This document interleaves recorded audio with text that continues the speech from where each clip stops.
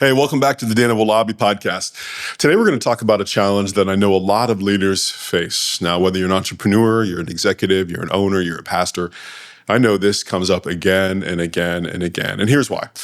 To be a really good leader, you have to be the embodiment of an idea. You have to be the kind of person who lives out something very, very clearly. People have to look at you and see either who they want to become or where they want to go in order to follow you. And so your story matters a ton. Here's what I find that people really struggle with.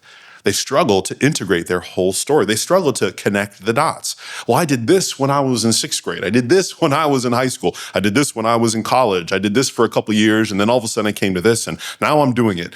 And there's power in your story, but if you don't integrate all the pieces of your story and tell a complete unified story, then you lose the power to compel people to follow you into the future, because your story, your embodiment of that story tells people, this is who I'm following, and here's why there's somebody worth following. You got to give them that compelling why, and that compelling why is found in your story. And so a lot of people, they have a hard time connecting the dots. They have a hard time telling their story.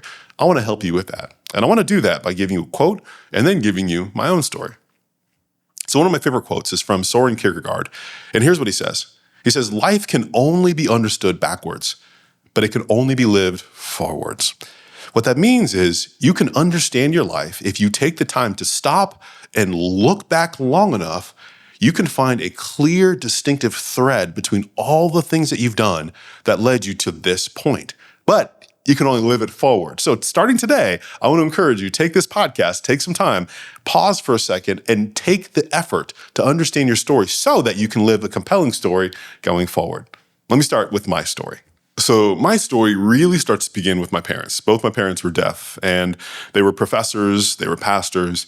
The thing I saw in my parents more than anything was this passion to communicate, the sense of, look, I am surrounded by people who do not understand what I'm saying. It is my job to help them understand what is in my head. They don't blame the people around them. They're not mad at people who are racist or prejudiced or don't think they can do something. They're focused. My entire childhood watching them focus on convincing people that what they're thinking is worth adopting. And then as they became leaders of their departments, as they became professors in the universities, pastors of these churches, I started to see the value of meeting people where they were at and then passionately trying to communicate an idea to help them go further, faster. There's this common thread around loving people, leading people, and really trying to communicate in a way that helps them grow, not make you look good, but helps them grow, that propels you into a deeper sense of leadership. Why do I tell you that? Because communication has always been a passion. I've always loved watching people communicate. I've been captivated by great speakers. Martin Luther King's speech, "I Have a Dream" speech, was one of the best speeches in history. And I'm telling you, I've studied that thing frontwards and backwards, what he did beforehand and what he did afterwards, what the effect was, why he paused in the middle, threw his script out the window and started something completely brand new right in the middle of the speech. All that stuff makes sense to me because I love communication. And so that's a big part of my story. If you're going to look at your story, I would highly encourage you to find the thing that you love to do and then figure out, why is it that you love to do that? Who taught you that this thing was important? Where did you get that from? For me, that's an enduring principle. Communicating clearly is something that I really take high value in. It's one of my personal sources of pride. So that's the one thing. The next thing is the thing that I love to work with, the people I love to work with. I love working with high-capacity leaders, people who are running hard, flying high, and unselfishly ambitious. They want to change the world. They do not want to go to their grave realizing that all they did was make $1 million and retire on some beach. That is the worst story for them. I love working with people who want to make a difference. And so I found myself doing that again and again and again. First, when I was playing college basketball, I had no interest in people who were just there to play. They wanted to win. If you wanted to win, I wanted you to be on my team, because that signaled to me that you were trying to wring out every ounce of life and you're trying to squeeze out every ounce of your potential. So I loved being with people like that. And I wanted to be that kind of person myself. When I was a high school history teacher, definitely I was teaching history, teaching about the Cold War, teaching about Martin Luther King, teaching about, George Washington, whatever. But what I was realizing, what I got excited by, was teaching the next generation of leaders. people who really, really want to make a difference in the world. And what I did is I actually picked out individual students who I saw had real potential and pulled them aside, put them in a separate group and really tried to work with them individually, one-on-one, to tell them, I see something in you. Your story, the way you think it's going to be, I don't think it's going to be that. I think it can be better. You can fly higher. You can go further. So I found myself loving to communicate and inspire, and then loving to surround myself with people who are wanting to go to the next level, that really want to push themselves. And I want to inspire them to continue to do more. See how this is working? First, I was working with this passion that I had, and then I'm working with this population where I love working with a certain type of people. And that certain type of person then took me to another occupation where I was a pastor now. And working with churches, what I realized is that in churches, there are people who really want to make a difference in their community. They're there for the theology. They're there for Jesus. They definitely want to make God's kingdom come. And I think that's passionate and that's amazing. And I'm all for that too. And I also want that same thing. But there's some people who just really want to read the Bible, which is fine. Then there's other people who want to read the Bible and they want to go out and do something. And those were my people. I really wanted to work with people who want to make a difference in their community. Again, communicating to leaders, people who want to make change, people who want to use their life for a particular purpose. All right, guys, so let me get something out of the way just off the bat. There's a lot of questions about my own personal history and maybe a little bit of controversy. So I want to make sure that I just hit it on the head out front. So you hear it, I hear it, and you heard it straight from me. So if anybody talks to you about it, tell them you heard this directly from Dan. This is the truth. I left pastoring. That doesn't happen very often. And typically when people leave being a full-time pastor, it's because something happened. Something stinky's in the closet. There's a bunch of skeletons there and they don't want people to see it, or they blew up. All the skeletons came out and everyone's like, yeah, you can't do this anymore. So I left pastoring. What the heck happened? Well, here's what happened. It really starts with my dad. My dad was a pastor. And when your dad's a pastor, when you're a PK, when you're a pastor's kid, it's almost like the family business, where you really understand how everything works behind the scenes. It just makes sense. It's something that you're realizing it's not about magic, it's about mechanics. You understand why people feel, funny when the music, plays, and it's because they played a certain key, less about this, weird feeling inside. And there's things like that happen where you just see everything behind the scenes. The point I'm making is that for me, being a pastor wasn't so much about a particular calling, which it was to a certain degree. But it was about living out the specific call that God gave me to move his kingdom forward in whatever way I could. And if it meant being a pastor, I would do that. If it meant doing something else, I would do that too. There was no special sort of highbrow, top shelf professions and everybody else was secondary. Being a pastor was just like everybody else. It was a job you had to do in order to serve your Father, to serve God. So if you're a Christian or not, that might resonate with you. If you're not a Christian, forgive me, but you understand what I'm trying to say. I understood what it meant to walk away from being a pastor without losing your faith.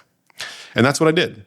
There came a point when I was a pastor and I realized that I was ready for a new challenge. My faith was stronger than it had ever been, but I knew what I was doing and I was ready for something more.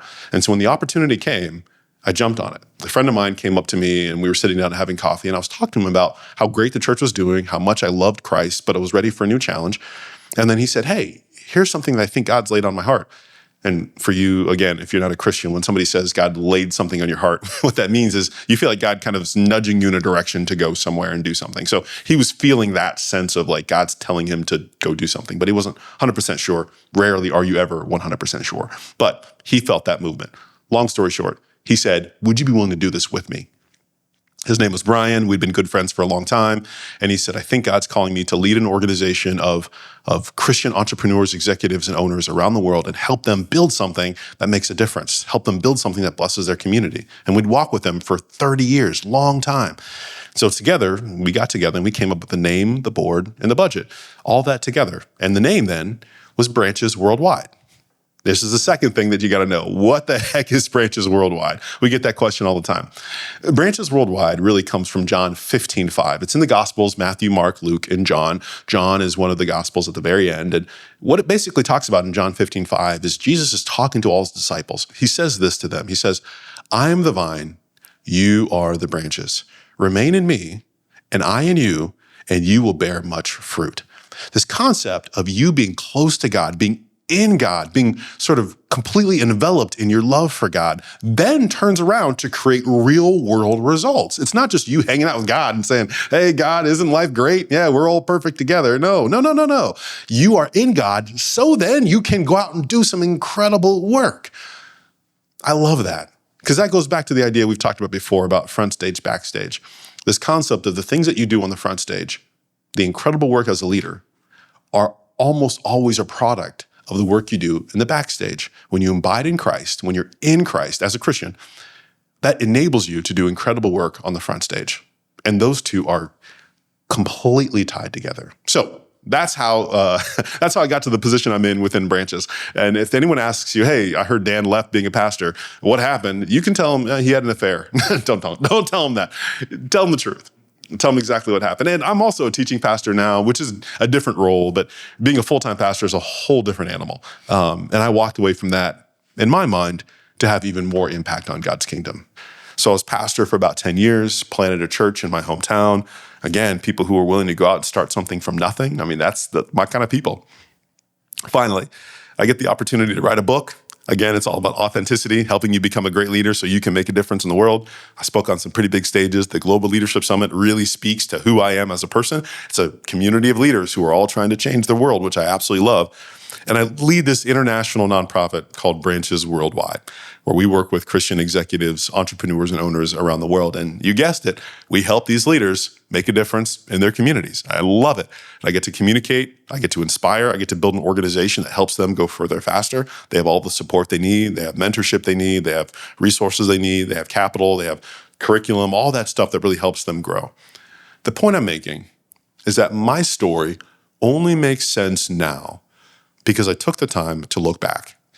If I sat there and told someone, somebody asked me, hey, what did you do with your life? Well, I'd say, played basketball for a while, and then I was a high school history teacher, and then I got a degree in American history and government, and then I was a pastor for a while, and then now I lead a nonprofit. If I told that story, you would think, what qualifies you to do what you're doing today? And the answer would be nothing, because what I'm doing is I'm giving you my title. I'm telling you, this is my profession. These are the different professions that I've had, and you can kind of guess for yourself the expertise. But when you tell your story in a compelling way that makes you the embodiment of an idea, you're not talking about your profession. You're talking about your passion. You're talking about the thing that compelled you to move from one job to the next, to the next, to the next. And hopefully, the thing that compelled you to move from one thing to the next wasn't money. Hopefully, it was something more than just more, clout and more cash. Hopefully, it was passion. It was a desire to continually be the embodiment of an idea. And if you can figure out what that thread is, if you take the time to look backwards, your life will start to make sense. And then you'll have the passion and you have the focus to move forward, and people will follow you. So you heard it from me first. Leadership isn't about magic. It's about mechanics. It's about understanding your story, taking the time to look backwards and looking at the thread, the commonalities between every segment, every chapter of your life, and saying, what was present there that is now present here? What did I learn there that was just a kernel of a truth that I fully understand today? When you take the time to go back and do that, and I highly encourage you, take 25 minutes, take 30 minutes, and sit down and map out each major chapter of your life and find out what you learned in every chapter and how that applies to today. That's what I want you to do. But if you do that, you'll find that your life starts to make more sense. And then when you're able to communicate that story clearly, you'll find it clicks for the people who are trying to follow you. Ultimately, what I want for you is I want you to build what matters. And it starts by you understanding that leadership isn't about magic. It's about mechanics, understanding the details behind the scenes. And hey, before you go, if you like this podcast, if this makes sense to you, make sure you comment below. Make sure you like and subscribe. We'd love for you to be part of the community. Until the next time, go build something that matters.